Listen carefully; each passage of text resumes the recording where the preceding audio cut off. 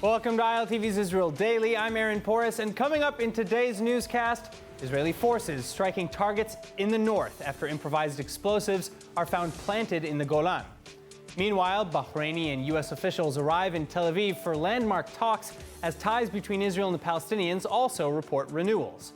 And finally, we all know how much fun it is to ride those rental scooters around town, but could riders be exposing themselves to lawsuits or even jail time? Stay tuned to find out more.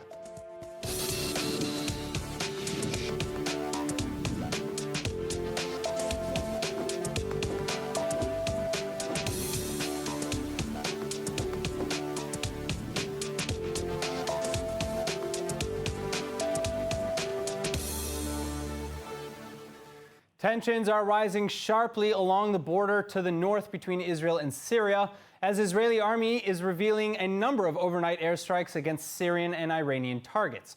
Nittany Manson reporting. At least 10 are said killed, according to Arab media, following a series of Israeli airstrikes in southern Syria Wednesday morning. The targets, Syrian and Iranian military installations peppered between the Israeli border and Damascus. The IDF reportedly hitting storage facilities, headquarters, and Iranian military compounds, in addition to Syrian surface-to-air missile batteries. The casualties reportedly including 3 Syrian air defense officers, 5 possible Iranian Revolutionary Guards Quds Force members, and 2 either Lebanese or Iraqi officials. Meanwhile, IDF spokesperson Hidai Zilberman reporting that the attack on the compounds were to send a direct message that Israel was ready for any retaliation. Iron Dome missile defense batteries being reinforced in the north as well. And this as strikes themselves come as retaliation over a set of improvised explosive devices discovered in the Golan between the Israel-Syria armistice lines and Israel's security fencing. כוחות חטיבה 474 איתרו וחשפו זירת מטענים במרחב מוצב צה"ל בגבול סוריה בדרום רמת הגולן.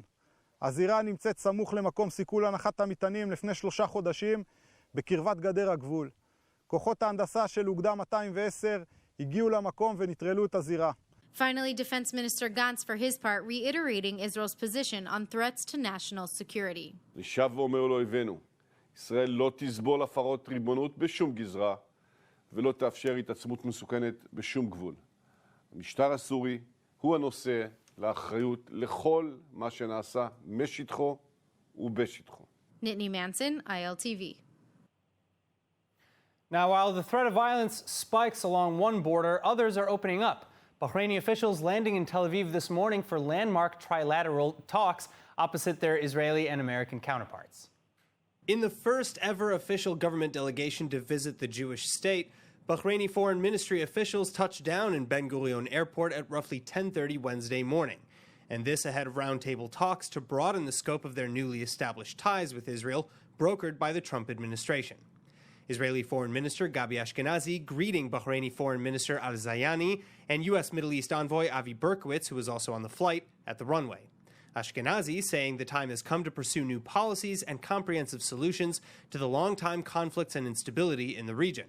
And pursuant to that goal, the diplomats also set to meet later with Prime Minister Benjamin Netanyahu and United States Secretary of State Mike Pompeo, where a number of bilateral agreements will also be signed. And in fact, Bahraini officials have already requested and received permission to open an embassy in the Holy Land, while Israel announces the inverse for Manama, among other agreements. I was pleased to convey to Minister Ashkenazi the Kingdom of Bahrain's formal request to open an embassy in Israel, and to inform him that Israel's reciprocal request for an embassy in Manama has been approved. This is a process which I hope can now move forward relatively quickly. I'm happy to announce that we agreed that from the 1st of December, by the end of this year, Bahraini citizens will be able to apply online for a visa to visit Israel. We will soon start direct flights between our countries, allowing our citizens to visit and learn and to explore and to invest in both countries. Inshallah, salam alayna wa alaykum. Welcome. But wait, there's more. Despite years of deteriorating relations, a breaking reversal announced from Ramallah on Tuesday evening. The Palestinian Authority revealing that it will be renewing both security and civil ties with Israel, which had been cut months ago as protest against planned annexations in Judea and Samaria or the West Bank. PA Civil Affairs Minister Hussein al-Sheikh lauding the reconnection in Arabic media overnight, explaining that it comes after petitioning the Israeli government in recent days regarding ongoing agreements. وصلنا اليوم رسالة رسمية من الحكومة الإسرائيلية تعلن التزامها بالاتفاقيات الموقعة بين إسرائيل ومنظمة التحرير الفلسطينية. أنا برأيي بأنه هذه الرسالة ربما يعتقد البعض أنه ما سأقوله في نوع من المبالغة، ولكن من يقرأ التاريخ لا يدرك أهمية هذه الرسالة. هذه هي الرسالة الأولى في عهد نتنياهو. نحن الآن أمام إدارة جديدة في الولايات المتحدة الأمريكية. إدارة نحن نأخذ ما أعلنته هذه الإدارة في برنامجها الانتخابي سواء من الرئيس المنتخب أو نائبته، وتحدثوا أن الصفقة لم تعد موجودة وهم غير ملتزمين بالصفقة اللي مقصود صفقة القرن، مكتب المنظمة، القنصلية في القدس، المعونات للأونروا إلى آخره. هذه بحد ذاتها تشكل بالنسبة لنا نافذة إن لم تكن بوابة لعودة العلاقة بيننا وبين الإدارة الأمريكية الجديدة بعد 20 من يناير القادم. Joining us now with more on expanding peace in the region, Middle East expert and lecturer, Dr. Mordechai Kedar. Dr. Kedar, thank you so much for being with us. Now, first off, do you make anything of the timing between the strikes to the north with Syria, between Syria and Israel, and the Bahrain-U.S. visit? No connection. The strikes which Israel once in a while makes in Syria, it depends on weather, depends on intelligence, depends on the situation. It has nothing to do with international issues. Now, with respect to the visit itself, the Trump administration brokered the peace between Israel and the UAE, Sudan, and of course Bahrain. And today, that's resulting in a number of agreements, including the formation of embassies in Israel and Manama. But Secretary of State Mike Pompeo's inclusion, in these talks has come with mixed reactions in the wake of the United States election results. So what role is the Trump administration playing right now? Is it business as usual, or is there maybe some added pressure to get things done before January 20? Well, all the parties which are involved in the recent developments in the Middle East, in the administration of Trump, Israel, Bahrain, Emirates, Sudan, are all afraid that the next administration, if it is a Biden administration, either they will cancel everything or cancel part of it because of their own reasons, apparently because of their will to get rid of anything which Trump ever did, whether domestically in the States or in the international arena. So they might, means the next administration might act in a way which will be counterproductive to the new alignment here in the Middle East. What I think that the visit of Pompeo and the opening of the embassy and everything else which will be during the coming 2 months between Israel and the Gulf states, means the Gulf, the Emirates and Bahrain, will be aiming at creating something like an alliance of these countries, and maybe with Egypt and Sudan as well, in order to make sure that the next administration will not be able to turn the wheel backwards to the time of Obama, who treated the Middle East in a way which brought so many damages, especially by enforcing Iran or emboldening Iran, if I may say. And they all feel that they have only 2 months left in order to come to this pact, I would even say. Now, onto the Palestinian Authority for a second. Ramallah is announcing the renewal of security and civil cooperations with Israel. Some say that it's because enough time has passed, for annexation issues that came up earlier this year to mostly blow over. Would you agree with this assessment? No, I think that they renew the relations with Israel because they want to act as if they are in the Obama era. As you know, those days they were cooperating with Israel. They want to be viewed as the good guy here in the game in order to convince the Biden administration to reopen the embassy or the representation which they had in Washington, D.C. So maybe if they look like in a better way, they might get back the money which the United States was giving to them and the support to UNRWA and all these things which were canceled by the Trump administration. All right, Mordechai Kedar, thank you so much for speaking with us. no problem. In other news, it's day one since new coronavirus lockdown regulations took effect. Scores of stores and shopping outlets opening after weeks of forced closures. But of course, renewed dangers are now expected. Whitney Manson again with the details. Open-air shopping centers and strip malls in green cities nationwide opening their doors Tuesday to massive crowds of shoppers who flooded the long-deserted and struggling outlets. But with lines forming out onto the sidewalk, often in violation of distancing regulations, many customers have rightly turned tail the other way, saying they were fearful of the crowds and adding that in a week will likely be back in quarantine. Likewise, health ministry officials looking on in horror, frustrated that eased restrictions will almost certainly result in a spike in infections and a reversal of all gains achieved through closures in the first place.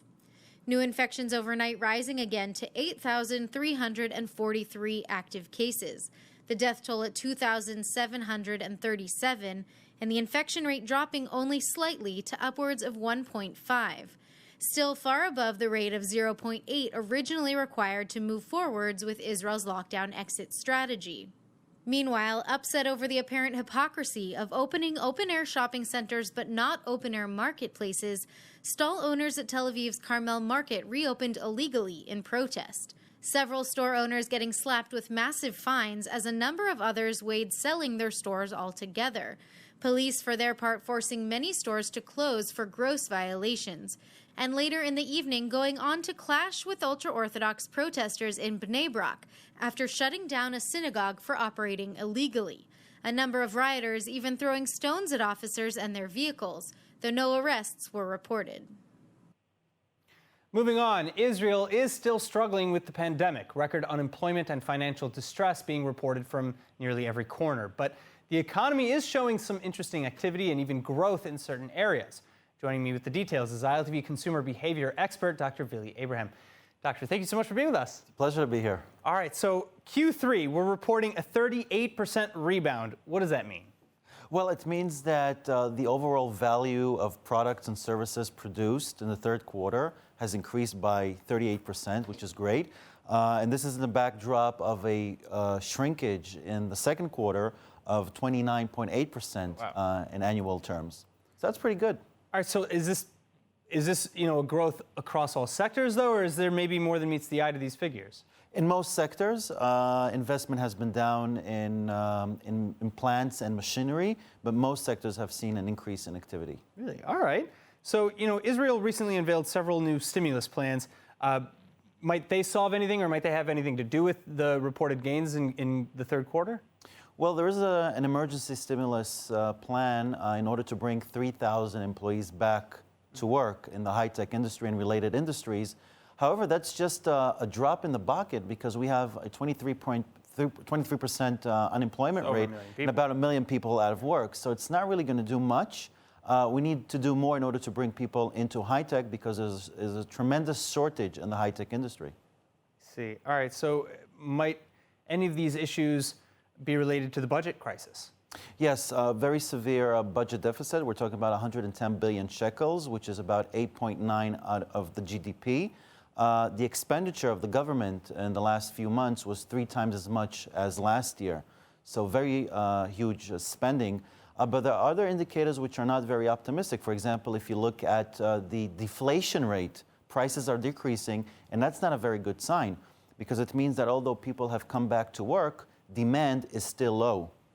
So that's why prices are coming down. But once more people go back to work and demand increases and there's less supply, then prices increase. So what kind of consequences are we looking for in the short and the long term really right now? Well, in the short term, it looks like the government will have to cope with a very serious budget deficit. And regarding unemployment, according to the most optimistic scenarios and projections, will be at around 10% unemployment by the end of the year.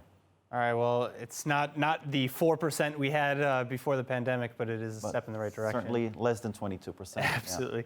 Billy, thank you so much for being with us. It was a pleasure. All right, now speaking of the economy, the Israeli Energy Ministry is now unveiling plans to create thousands of new jobs as part of an updated national energy efficiency outline. At a projected price tag of 1.5 billion shekels, the plan promises to cut emissions in Israel by 17% by 2030. as well as to eliminate the need to build power plants that incur high construction costs and eat up tons of real estate. Of course, Ministry Director General Udi Adiri explains that it's going to need a lot of help to get done, including government approval, a budget, and the establishment of a new energy efficiency index, as well as other public investment bodies and support measures or regulations. Changing gear now, Jews seeking Portuguese citizenship under the precedents of the right of return are now required to prove a significant connection to the country in order to obtain citizenship. Here to talk more about the changes and what they mean is Cohen Decker Pex and Brosh Law Office's manager of the European Immigration Department, Advocate Jordan Levy-Bogad. Thank you so much for being with us today. Thank you. All right, so my first question, can you tell us what's behind the change in Portugal's citizenship law? Well, as you might know, a large number of people have received Portuguese citizenship. Last figures I read was about 23,000 people, but a large number of that group have not actually immigrated to Portugal. And so the Portuguese government wants to require that people have a true connection to the state. So what proof, what proof do you have to present to prove that? Well, so far, actually, we don't know. The government has passed this amendment that people will need to have a connection, but they have not specified what the connection will be. So we actually have a legal team in Portugal, and we are in contact with them on a daily basis. And it's still unclear. So it could be that the applicant needs to speak Portuguese, know the national anthem by heart. They might need to live there for a period of time or invest somehow. We don't know. It's all speculation. So the process is really kind of up in the air right now then? Yes, and we don't even know when the law will come into effect. Oh, wow. All right, well, do you have reports of, the right to citizenship being rejected for illegitimate reasons? Not from our office. We always do our homework. We work with a group of historians and genealogists to always make sure that our clients are indeed eligible. The only things that I've heard about people being rejected is if they have a police record that is punished more severely than it is in the country in which the crime was committed. Other than that, we have not heard of applications being rejected. So how long has the process taken up until now, and how long do you project it to take? Well, we still go based on the timelines we were told. So from the moment that all of the documents are submitted to the Portuguese authorities, approximately 6 months to a year and a half. So we have clients that have received in 6 months. We have clients that have received in a year or just over. So that's the time frame we have. That's still the time frame we give. Is there like what's the difference maybe in the complexity of the case between those who take half a year and those who take 3 times that? Well, it's just actually it's based on the district to which their application is routed, which unfortunately we have no control over. That's the government. That's where they route the application. All right. So now we have some data that's showing that 79% of the Jews applying for this citizenship in Portugal were doing so from Israel. What do you think the reason for that is? Well, an Israeli passport is not the strongest passport that one could hold. So many Israelis have various different reasons why they want this passport, whether it's to travel to countries where they would normally need visas, like the United States, for example. Many Israelis want to work or live, retire, or even study in Europe. And there's even still who they want to return to their roots. Their family was done an injustice 500 plus years ago. And for them, it's like a reconciliation. All right, well, so if other people at home right now are interested in learning more about this process, how can they learn more? Well, they can call us or email us. We're very good at getting back to requests very quickly, and we'll be happy to handle any cases. All right, check out the Cohen Decker Pex and Brosh Law Offices for more information. Jordan, thank you so much for being with us. Thank you. All right, in other news, I'm sure you're all familiar with the e-bikes and shared scooters as company after company floods the streets with them. So much so that whole social media accounts have actually even been set up dedicated to destroying them in various creative ways. But love them or hate them, they're seemingly here to stay. And it turns out that riders enjoying their convenient services may need more protection than just a helmet when starting up the motor. I'm talking about personal insurance, like the kind that you would get for your standard car.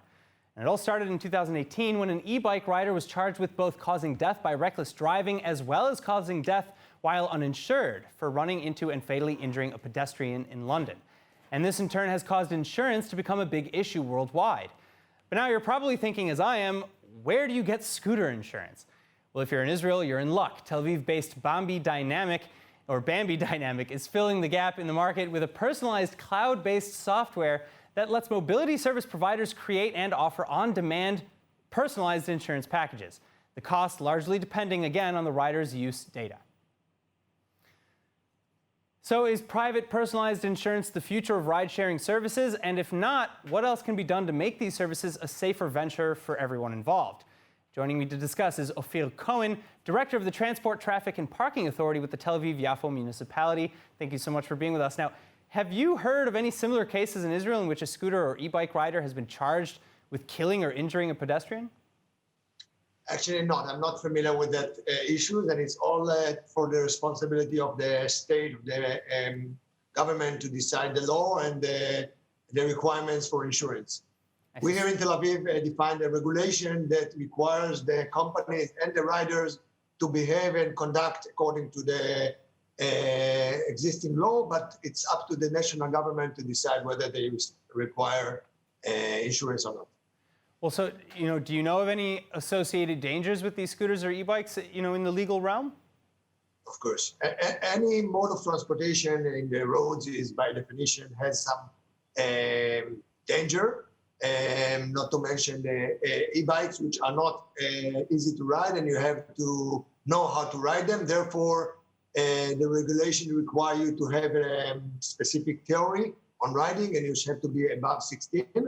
The shared companies that are operating in Tel Aviv are allowing rider only at the age of 18 to take ride on those scooters. And we, the municipality, decided to enforce additional regulation on the riders, including provision of helmets, reducing speeds in dangerous areas, and also restrictions of riding in areas that are blessed with the pedestrians that are also in danger. Are we also doing maybe more in the city and elsewhere, to your knowledge, to separate the space that e-bike and scooter riders are in as opposed to pedestrians? Correct. That's our main goal in the city, to provide good and safe bike lanes to all kind of private vehicles, bicycles, e-scooters, electric or non-electric.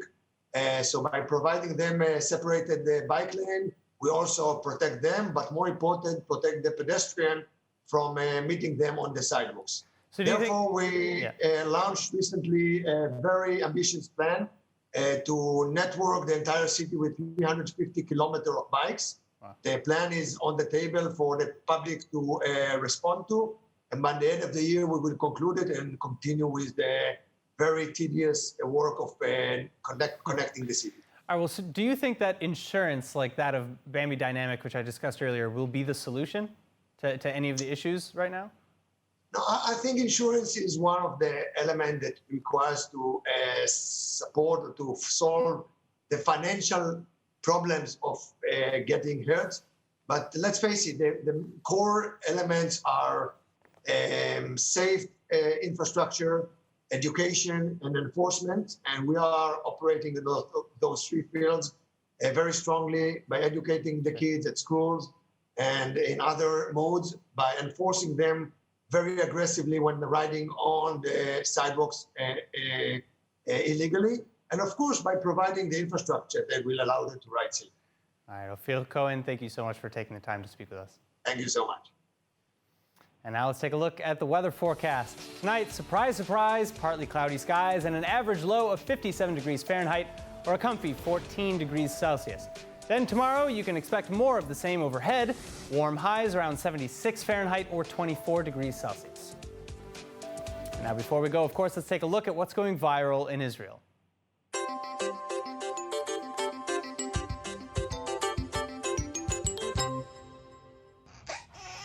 What is it? All right. What is it? This is when life is rough, but you're trying to stay positive. This is basically everyone's 2020. Oh, babe. Oh, it's been a rough year for everybody, I think. All right, that is it for today's news. Today's exchange rate is 3.37 shekels to the American dollar and 2.58 shekels to the Canadian dollar. For more news from ILTV, please like ILTV on Facebook, follow us on Instagram, and subscribe to our YouTube and Roku TV pages. I'm Aaron Porras. Thank you so much for watching.